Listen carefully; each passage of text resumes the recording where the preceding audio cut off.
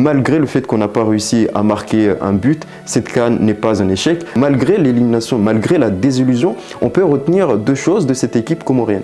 Sur l'aspect défensif, on est presque au point, puisqu'on a vu que les Comores ont su se défendre, les Comores ont su réaliser, ont su préserver leur cage à 2 reprises, notamment grâce à un excellent gardien. Mais il faut aussi se dire que les défenseurs comoriens ont été au niveau sans le meilleur défenseur comorien pour le coup, qui est Warmed Omari. Il faut noter que dans le cadre de cette CAN, et notamment en défense, on a vu de nouvelles personnes, on a vu des nouvelles révélations comme Kenan Touabibou qui s'est montré assez solide et qui s'est aussi montré comme étant d'une certaine manière l'avenir de cette défense, peut-être aux côtés de Warmed Omari, aux côtés d'Ismaël Boura et les autres. Au milieu de terrain, on peut aussi noter que Zaïdou Youssouf, on peut noter que Yassine Bourhan, c'est une base qu'on peut aussi compléter avec des joueurs comme Ryan Lutin, etc.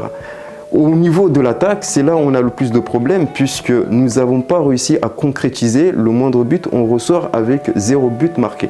Et donc, pour conclure cette vidéo, il faut tout simplement avoir en tête que la principale piste d'amélioration ou la principale piste de travail pour les Comores pour les prochaines années, c'est au niveau de l'attaque, avoir des schémas de jeu qui nous permettront à chaque fois de pouvoir marquer un but.